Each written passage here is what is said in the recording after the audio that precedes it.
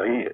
कल मैं इधर आया तो आज अखबार में मैंने देखा कि लंबी चौड़ी बयान दिया जफरुल्लाह साहब ने, उसमें जूनागढ़ को भी डाल दिया। जूनागढ़ को सलाह जफरुल्लाह साहब ने दिया था कि हाँ तुम पाकिस्तान में शरीक हो जाओ, वो ठीक है, तो उसका जूनागढ़ का नवाब को भोगना पड़ता है, कोई जफरुल्लाह साहब को भोगना नहीं पड़ता है।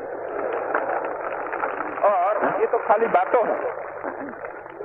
जूनागढ़ का तो फैसला हो गया, अभी उसमें कोई चीज बनने वाली है नहीं। कोई यूनो में जाओ, दुनिया पार जाओ, उसमें कोई चीज नहीं बन सकती, वो तो हो गई बात। अब जो जफरुल्लाह साहब कहते हैं कि जूनागढ़ तो यूनो में जाएगा, यूनो में क्या जाएगा? आज कश्मीर में यूनो में गए हैं हमारे तरफ से, क्यों गए? हमें तो इस तरह से कहा कि भाई ये पाकिस्तान खुली लड़ाई करे तब तो अच्छा है, लेकिन खुली लड़ाई नहीं करते हैं, अपने आदमियों के पास लड़ाते हैं, अपने वहां से सारा सामान देते हैं, अपने वहां से सब हथियार देते हैं, अपने वहां से जितना सामग्री चाहिए पूरी देते हैं, अपने वहां से रास्ता देते हैं।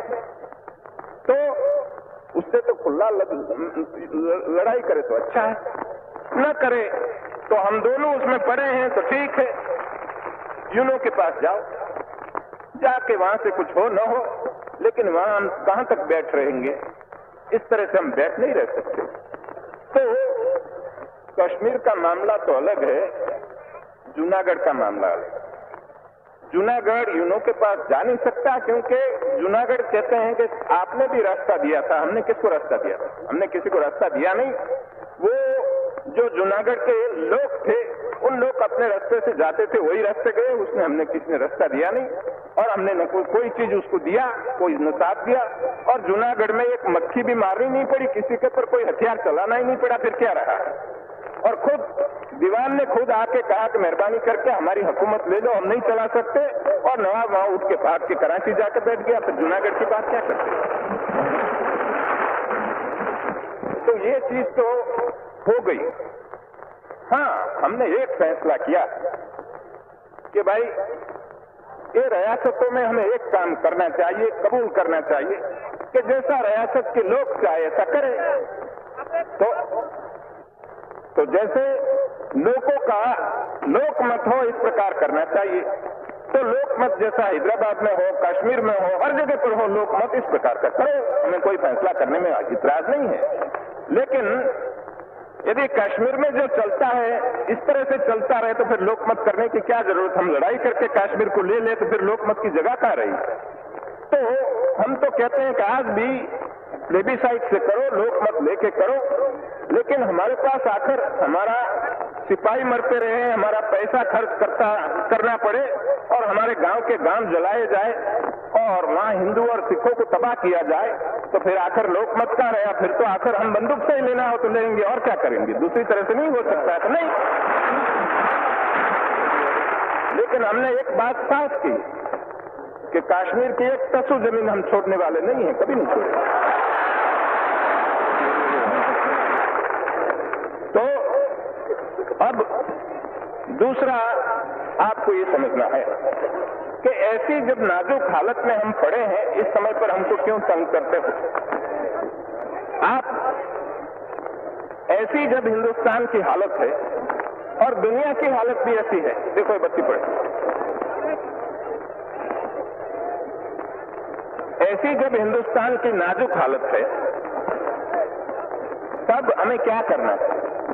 इस नाजुक हालत में हमें हमारी सरकार, हमारी हुकूमत है, उसको ठीक नहीं करेंगे और उसको साथ नहीं देंगे तो हमको नुकसान होगा।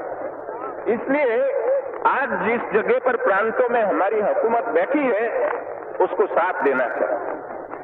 तो मैं इतने लाखों आदमी आप जमा हुए हैं कलकत्ता में, तो मैं आप लोगों को बड़ी अदब से कहना चाहता हूं कि सुनिए, आवाज न कीजिए, ठहरो भाई,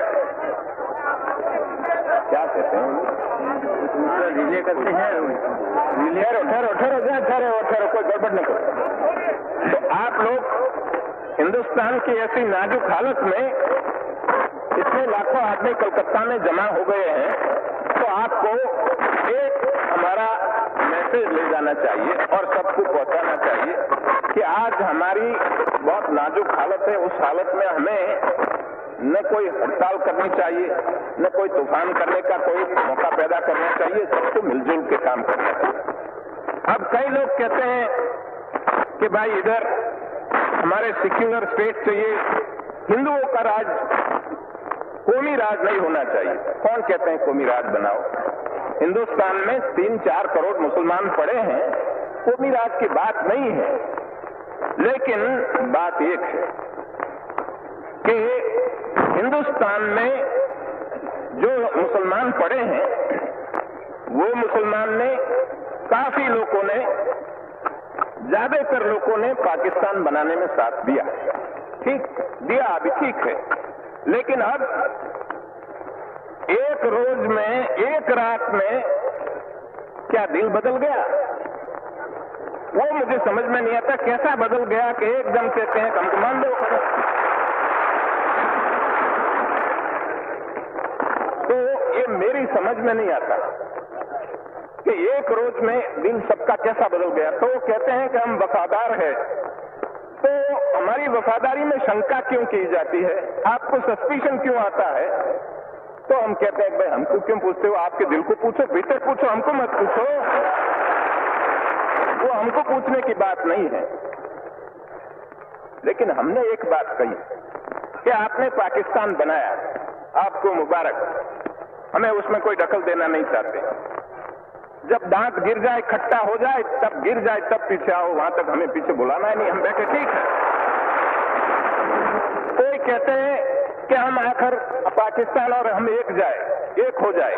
मैं कहता हूं कि मेहरबानी करके ऐसी बात न करो, वहां बैठे रहने दो। उससे बहुत नुकसान है, वहां बैठे रहने दो, करने दो उनको, पाकिस्तान अच्छा बनाने दो। पाकिस्तान जब स्वर्ग बन जाएगा, हमको उसकी ठंडी हवा लगेगी, ठीक है, अच्छा। तो आप लोग क्यों ऐसा कहते हो? उनको शंका पैदा होती है, ऐसी बात हम क्यों करें? मजबूत बनाओ, तगड़ा बनाओ, पाकिस्तान हमारा पड़ोसी मजबूत होता है, बहुत अच्छी बात है, तो हमको कोई नुकसान नहीं है, वो ठीक है। लेकिन बहुत दफे ऐसा कहा गया कि पाकिस्तान मिटाने के लिए, उसको बर्बाद करने के लिए हमारे दुश्मन लोगों ने कॉन्स्पिरेसी की। मैं पाकिस्तान के लीडरों को बार बार कहना चाहता हूं कि पाकिस्तान का कोई भी दुश्मन हो और कोई भी कॉन्स्पिरेसी हो तो पाकिस्तान में पड़ी है, बाहर कोई नहीं है, वहां भीतर पड़ी है। जितने दुश्मन है वहां सब, इधर कोई नहीं है। हम उनका कोई बुरा नहीं चाहते हैं। क्यों हम बुरा चाहें? हमने राजी खुशी से तुमको दे दिया कि जाओ तुम पाकिस्तान बनाओ। लेकिन यदि ये हमारी आंख में धूल फेंकने के लिए कोई आवे तो हम कहते हैं कि इस तरह से हम नहीं चलने देंगे, ये काम नहीं चलेगा। हमारा हिंदुस्तान बाकी का है, उसको छोड़ दो, बाकी हिंदुस्तान को उनका काम करने दो, उसमें आप दखल न दो, तो हम आपके काम में दखल नहीं देंगे। तो आप देख लीजिए, हमने फैसला किया तो जितनी चीज थी उस चीज में उदारता से हमने उनको जितना इनका हिस्सा था उससे ज्यादा भी देने के लिए हमने कोशिश की। लेकिन जब हमने उनका रुपया देने का किया, उस समय पर हमने कहा कि आपको यदि 500 करोड़ रुपया चाहिए और इतना हिस्सा हमारा चाहिए तो हम देने के लिए, आपका हक हो न हो, ज्यादा हम देने के लिए भी तैयार है। लेकिन मैंने लिख के दिया था कि यदि ये रुपये से गोली चलानी हो कश्मीर में तो हम इस तरह से रुपया नहीं देंगे।